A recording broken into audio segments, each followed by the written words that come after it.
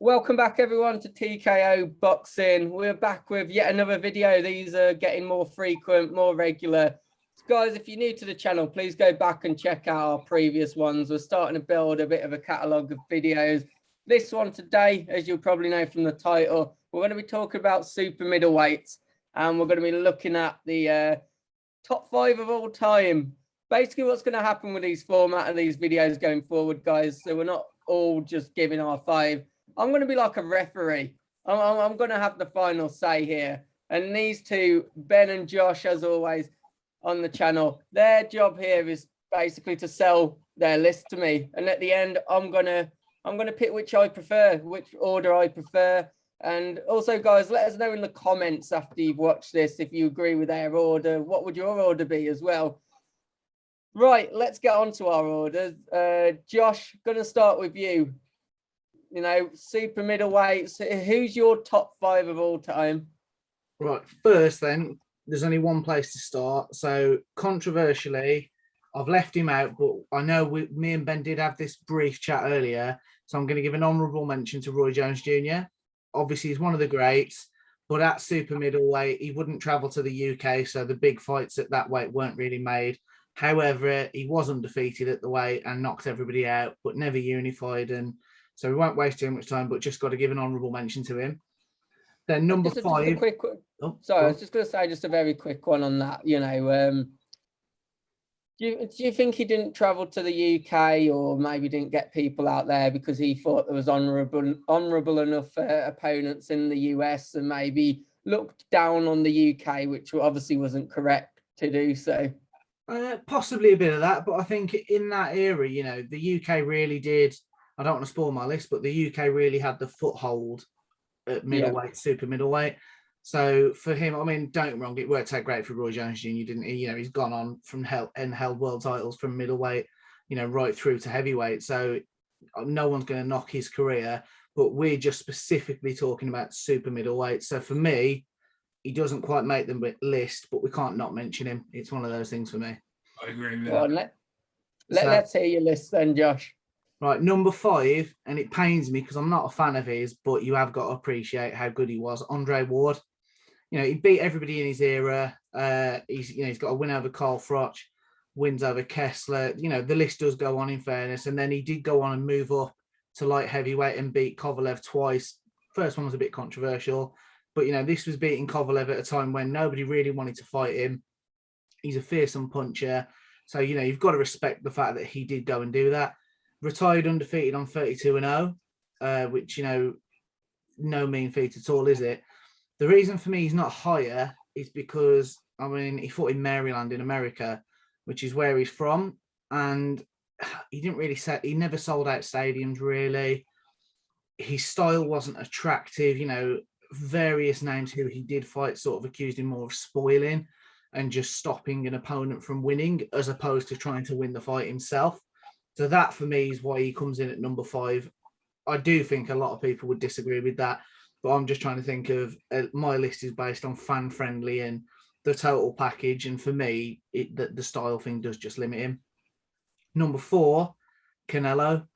Again, this one might be a little bit controversial. He's probably the pound-for-pound number 1 at the minute, but he's not been at super middleweight very long. He's only had 3 fights. He beat Rocky Fielding for the WBA regular. Then obviously went up to light heavyweight, and then came back and fought Callum Smith, who was considered at the time the number 1 in the division, had the Ring magazine for the WBA Super. And then obviously, as we all know, he very quick turnaround to fight for the WBC with Avni Yildirim. And then again, another quick turnaround to get the WBO belt off Billy Joe Saunders. And I don't see another fighter who's done so much in such a short amount of time at a weight class.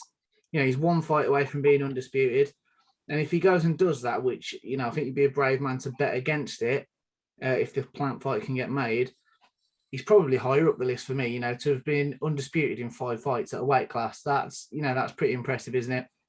And I think that is the key, isn't it? It's the fact that we're literally just talking about that super middleweight, and it's hard to put someone any higher when they've had such limited fights there. But at the same time, you have to consider what he's done in boxing in general, which maybe is why he's in this all-time list, because he's such an astonishing pound for pound, probably one of the best there is. But you know, as you say, you need to see him a bit more at that weight class, probably to put him up a bit higher with, because there's going to be some great names, isn't there, in your last three, I'm guessing.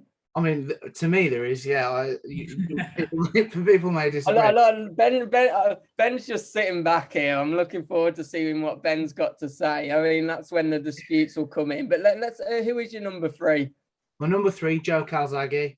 You know, obviously, us as Brits, he's a hero for us. Best in his division for years. Towards the end of his career, obviously, did move up and become a two-weight world champion.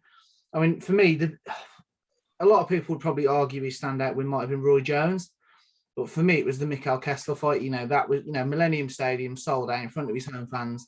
Kessler was an absolute beast of a man who I will go on to talk about in a little bit. And for me, Joe Calzaghey beat him relatively comfortable. There's the odd moment, but generally it was pretty impressive.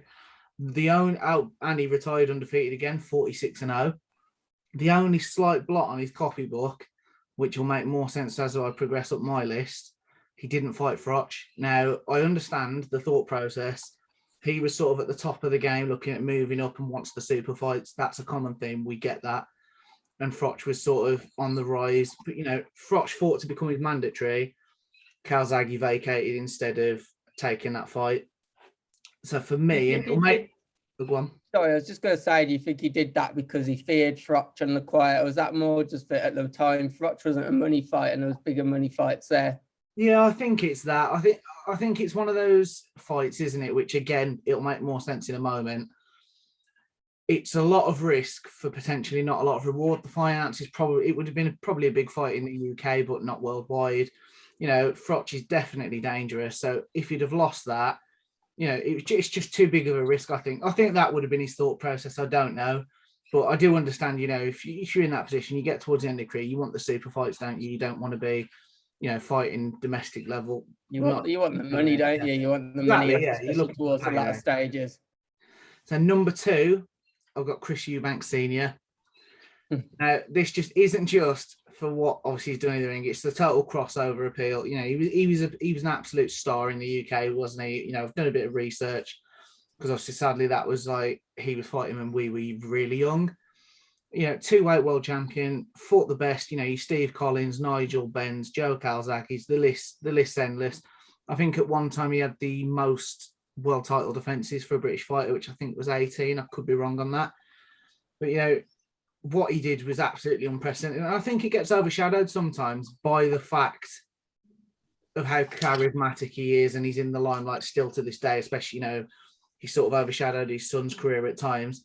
But just talking about in the ring, the guy's a superstar for me. And what a guy to watch. I've gone back and watched most of his career on YouTube, and he was absolutely incredible for me.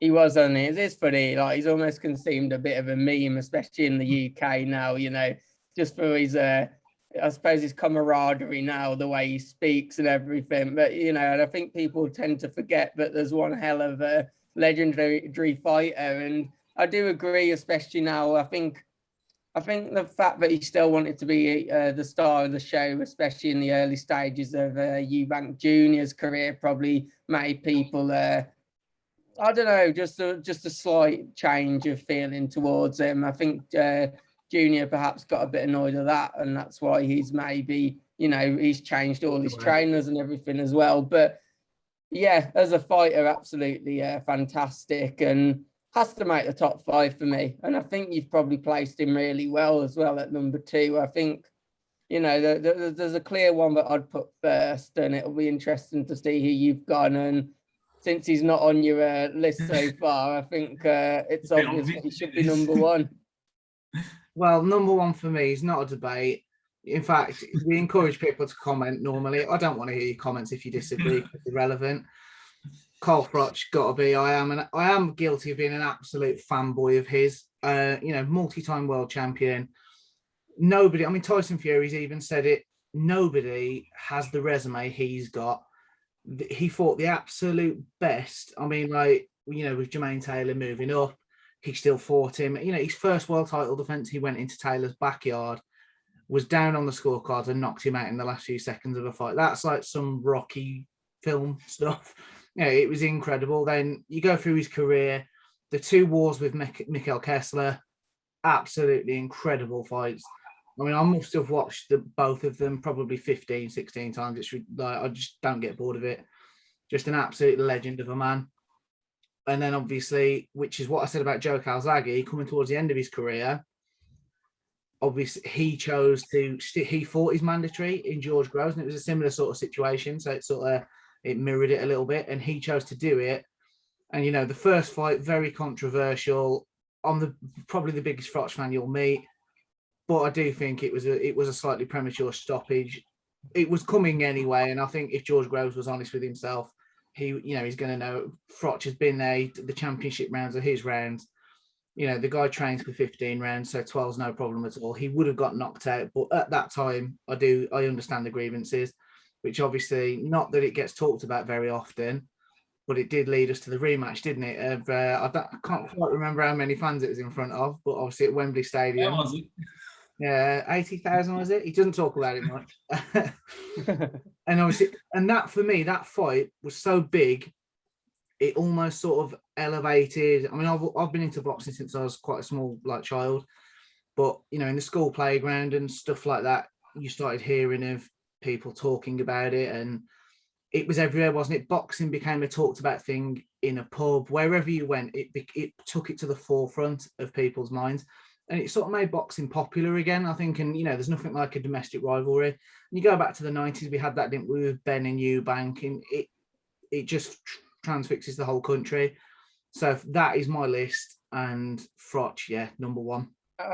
And I think you hit the nail on the head there with Froch when you said that, he went and fought people, and he's in their primes, he wasn't fearful. I mean, that's one thing that you could say about even one of the greatest, or who's considered the greatest just in boxing in general, Floyd Mayweather, that, there's fights that should have happened much earlier, there's et cetera, et cetera. He didn't fear anyone, and yet, he still gave fantastic fights, won a lot of world titles, and especially in this day and age of boxing, you don't really see that. You don't see the people willing to take the risks, despite the, maybe at times there wouldn't have been the biggest financial rewards or, other circumstances. So, Ben, let's just move straight on to yours. Let's hear your 1 to 5. So I was keeping quiet. It's hard to comment when you've got your list coming, isn't it? So it's like, but my list is very similar to Josh's, but just in a little different order. So I do mimic a lot of what Josh says. So I'm going to start with number 5, Carl Froch. Of course, mate Josh's dad. But that is because I think... Sorry, is that serious? That is serious. I've got Froch at 5. Nah. Right, go on then. Could take maybe second or third, maybe, but 5. No, go on. I've had my say. Let him have his. I think he's froze now. I think he has. The one thing that just... Ben, you froze them for a minute. Start again talking about Carl Froch. Oh, you want to hear it all again? He's number 5. I don't, but yeah. No, but what I'm saying is, for me, what cemented him in 5th was Tyson Fury says, if you're the boxer, you believe you're the best. He believes he's the best of all time. And to be the top, you've got to believe you're the top. Carl Froch openly says he's not the best super middleweight of all time. He puts Andre Ward ahead of himself. He puts himself at 3rd, Ward at 2nd, Bernard Hopkins at 1. So how can you put Froch first when he doesn't? A boxer has to believe in their own ability. And that is the reason he's not further up my list. So I'll let you have your time. I mean, Wilder believes in his own ability, yet you absolutely hate him. Yeah, I was going to say, this is boxing you just said Tyson Fury says, but as I said, and I think the clip's still on YouTube, Tyson Fury also says Froch is one of the best British world champions ever because of his resume, and he said that a few times. So I mean, this is Froch's own. Froch has been a humble guy. What can be said? He's obviously got to say Andre Ward because he didn't get to avenge the defeat, which, again, I'll put that down to Andre Ward's style. If they actually just had a proper fight, Andre Ward doesn't last 30 seconds. So I'm not happy about it, Ben. I think you've baited me there. Let's move on to number 4 Right. straight away then. Number 4 is a joke he wasn't in Josh's list. That's Nigel Benn. Not even an honourable mention from you. And we all know that Ben, he was a fighter, wasn't he? He had power. He wasn't afraid to get in there. And it was when he fought Gerald McLennan, who moved up to fight him. He was favourites. So he moved down to fight him. He was meant to knock Ben out, let's say. And Ben got put down twice in that fight. And we all know how it ended, unfortunately, with the serious injury to Gerald. But I just think that showed the heart, the character. And he got up twice in a fight he wasn't meant to win, and he won. And he was fearless. With the Eubank ones, you hear people say that wasn't fair. And I just think, for me, Ben, he just had it all. And he lit up the generation. He wasn't afraid of going against anyone. And he left it in the ring. And that's something you always wanted to see.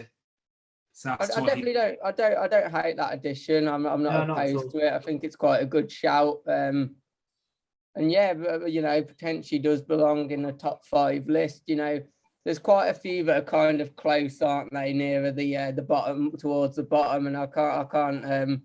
Yeah, I quite like that addition, Ben. Shall we move on to your number 3? Well, number 3 is you can't say Ben without Eubank, and I'll put him at 3rd. I think Josh, you said 3rd as well, didn't you? Second, sorry, you were 2nd with him. Yes, yeah. To be honest, I agree with all the points with Josh, but one point I'll add is he's the one who, for me, he put showmanship into boxing. The way his ring walks and everything, it's just the arrogance, it was just fantastic. And I think that's now loads of people do it. And I think he was the starter. He brought the showmanship inside and outside the ring. And again, he was a brilliant fighter. And his record speaks for itself. And yeah, that is why he's 3rd. Yeah, 3rd and 2nd, so not much of a gap there. So I mean, let's just literally move straight on to your 2nd. I've mentioned him once, Andre Ward. Yes, he won the Olympics in 2004. And I think, yes, what Josh says about his style is right, but it's boxing. You go to win no matter what. If your style's awkward and you stop people from beating you, you come out the win's the win. Who wants to go in, put on the performance of their life and get knocked out in the 12th round?